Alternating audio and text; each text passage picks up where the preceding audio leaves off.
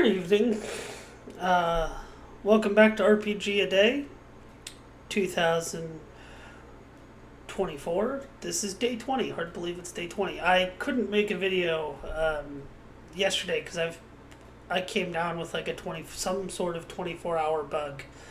I'm better now. But still not 100%, but we're good. I don't have a fever. I don't have anything, but it's just headaches and runny nose and stuff like that. It's the start of the school year. What can I say? Today's prompt is Amazing Adventure. And this has us talking about published scenarios. I love published scenarios. I'll get more into my reasoning about what I love about published scenarios in a little bit. But here's just a couple scenarios that have always resonated with me. First up, the Against the Slave Lords series of modules. The A series. This is the one from 10 years ago, or it might even be 11. The collection that, when 5th edition was coming out, Wizards of the Coast was reprinting older edition books, and one of them was collecting the A series Against the Slave Lords, as well as also writing a first level adventure, A0. So you can now play. You can play this beautiful campaign from first level, which is really cool. This is one of the few scenarios that I actually got to play with. I got to play two, actually A0, A1, A2. My dad ran us this back when it came out. Me and my friends still in high school, so it was fun. It was fun to play this. I really love this series. I love it. I love the slave lords as bad guys that you go and fight. And I love it. I love it. A second scenario, staying in the AD&D realm and moving into the 5th edition realm, is Expedition to the Barrier Peaks. I just ran a session of this last night, and it was great. I've always loved this adventure ever since I first read it. This is the Goodman Games version. I really love this version. Everything that they kind of added to it. It's a solid conversion in its own right. It gets the feel of playing an older dungeon crawl really well. I love that they kept the retro 70s aesthetic to it. They didn't just try to update it.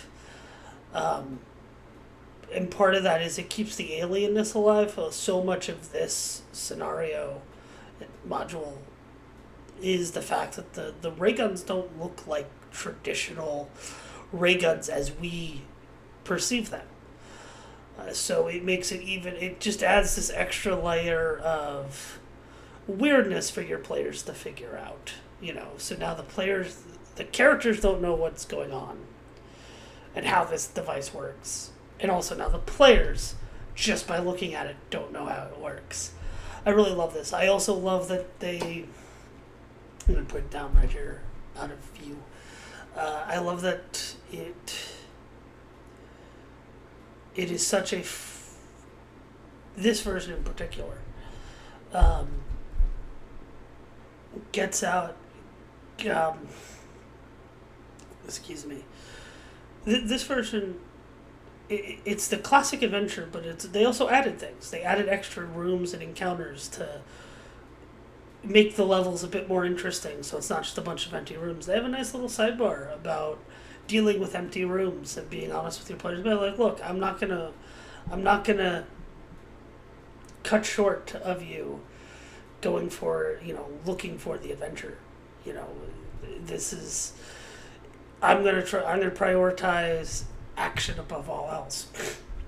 Right now, my group going through this, they are on level 1. We are wrapping up. I say wrapping up, but it's been a 25 round combat with the Southern Hemisphere Vegapygmy tribe. Yeah, it's been going on for the past couple weeks, and it is 25 rounds. One person, one of my players last night, Dan, was like, "Are are we in a new combat?" And I go, "Nope, nope, we are not in a new combat. We are not." But it's been great. It's like I said, I have always loved Expedition to the Barrier Peaks, and now that I get to run it for people, I'm even more happy or happier. Um, I like the newer Quest for the Infinite Stairs version. I don't really begrudge it too much. I've read some of it. Uh, its approach isn't really for me. Uh, and I think that's just because I have such a weird fondness for the original.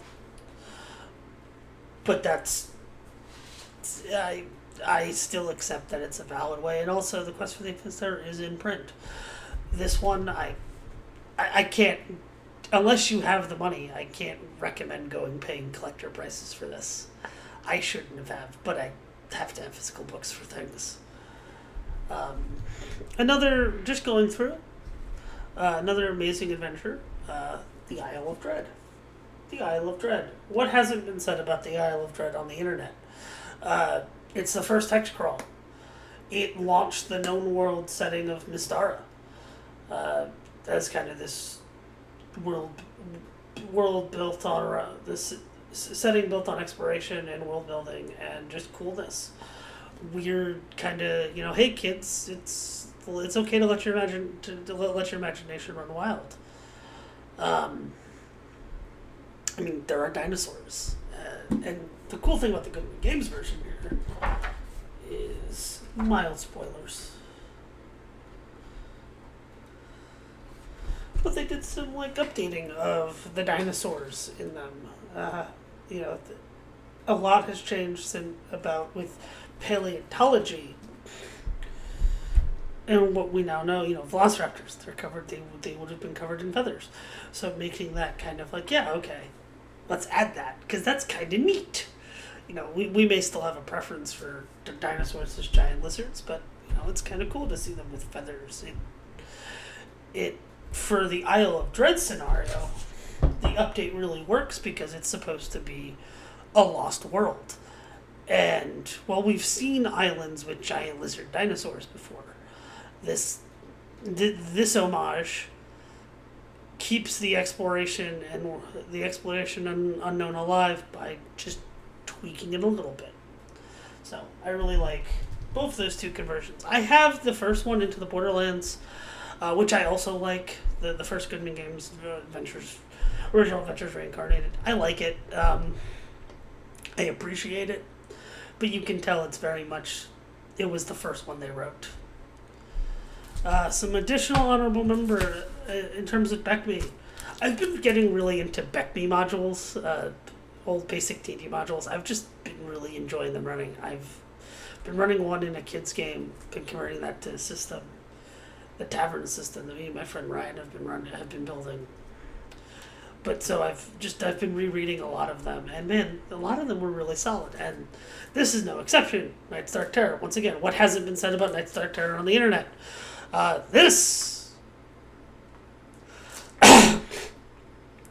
This is a cool module. This has a map, a fold-out map.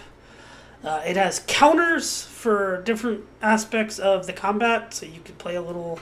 It's not really quite a miniatures game that you play with it, but there are wargaming counters that you can play. I mean, and yes, I do have the counters. They're over on my shelf. Excuse me. But, I mean, once again, this Lost World stuff, conspiracy, you have a MacGuffin trying to keep it away from slavers. Just cool, pulpy D&D stuff. Moving into my other obsession, Delta Green has been writing some phenomenal scenarios. Star Chamber is a really great one by Greg Stolze. I haven't gotten to run this yet. I will eventually get to run this. This is basically the movie Rashomon as a Delta Green scenario. And if you need to look up Rashomon, Akira Kurosawa is Rashomon. Go watch it. Like, yeah, good stuff. Dealing with investigation and players having to deal with it. I love it.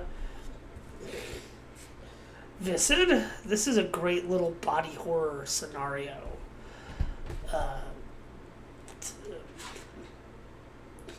Right. Who wrote this?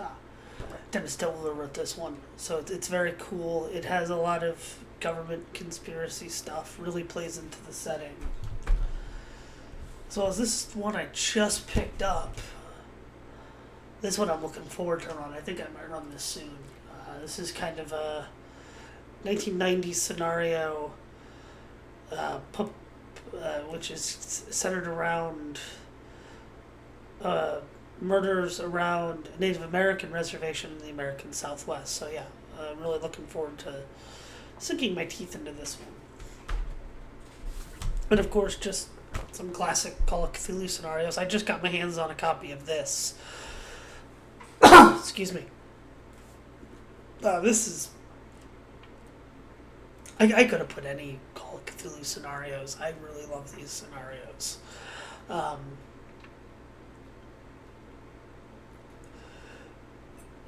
But what I love about Dead Reckonings here is they're fun Lovecraft country scenarios. There's one for Arkham. There's actually a couple for Arkham in this book. There's one where you go to Dunwich, where you do very much a Dunwich horror thing, not with different characters. It's not quite. It's not doing the actual Dunwich horror. That's in the Dunwich book. There's Kingsport. There's Martin's Beach in this, so it's very cool, and really helps sell the difference. So it really has some really good themes in here that I look forward to diving into. I could have put any scenarios that I own on this list, in this video, but we would be here all day.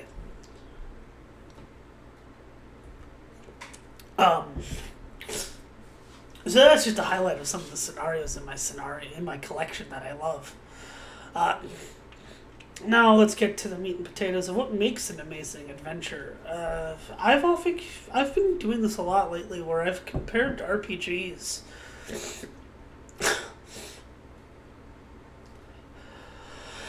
I've compared RPGs a lot to jazz. Jazz. A good RPG adventure is a lot like a jazz chart. You open it up and okay, so here's the tune. Here's all the key changes. Here's where, what the chord structures are like. But then it's up to the GM to determine, okay, what do I want to do with this? Taking these tropes, what do I want to highlight with it? And then that would be kind of like a more music analogy. The RPG is the game master as conductor, right? But where the jazz element comes in is it's then up to also the individual players of how they want to go through the scenario. So much of, even if you're running a published module, it's on the players. Like, how do they approach these scenarios? And the tip for the game master is to not be too rigid in the story, and that's really hard. That's really hard because there are things that you want players to experience, right? Especially in the case of like Isle of Dread or Barrier Peaks or Night's Dark Terror. These scenarios that have been around since the dawn of our hobby and have the war story. So there's stuff that you want to share. And then you want players to experience, but you also want the players to make their own memories and to come up with their own novel solutions to these things, some of which maybe people never thought of. Excuse me.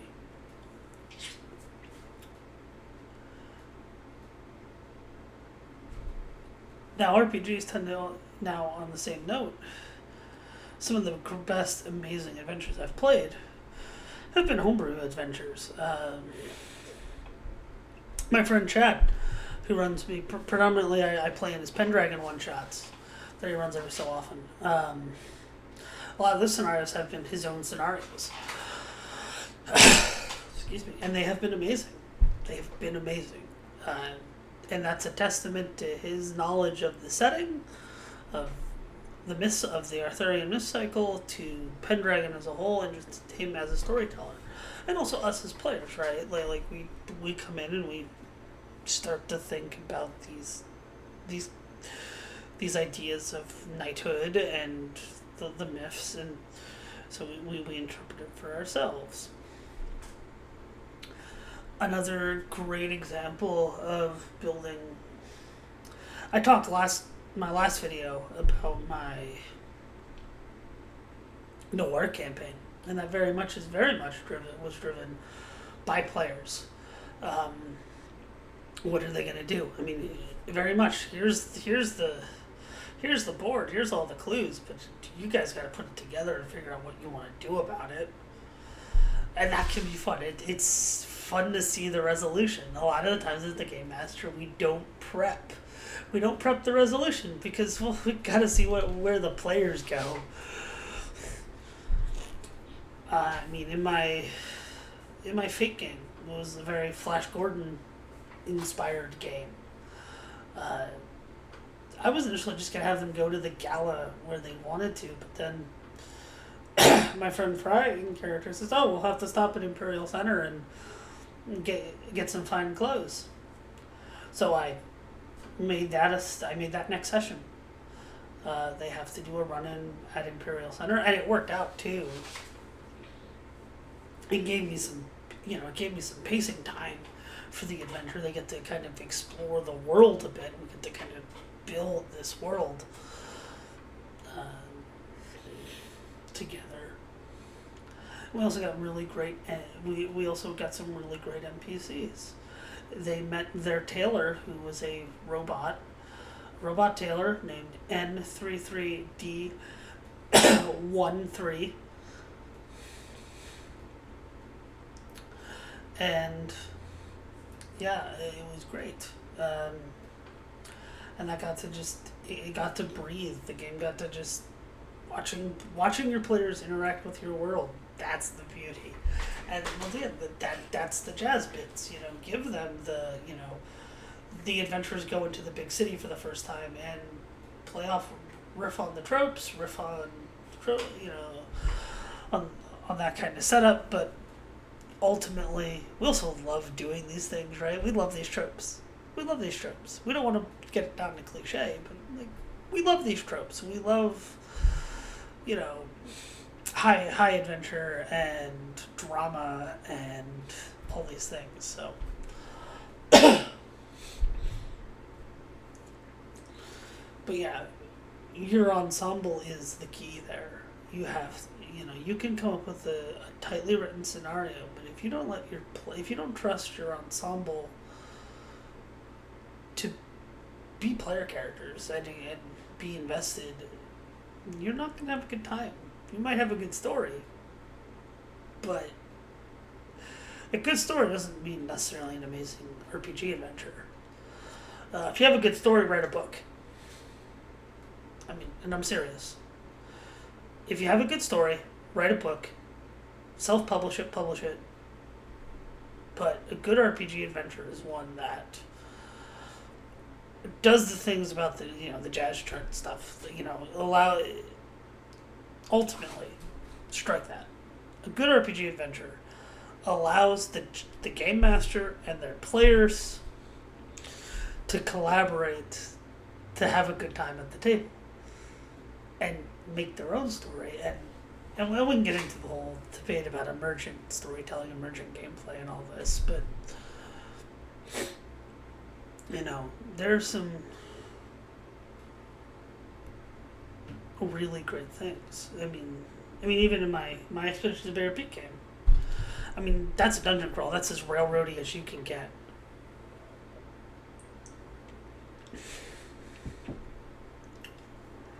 But it's also a huge dungeon. But also, I'm not really, I'm not saying you have to go down this path. No. Our monk cleric started running down the hallway, basically waking up the dungeon with spirit guardians, and that's what has prolonged this fight a lot. But at least it's gotten them all forward, and they're now all,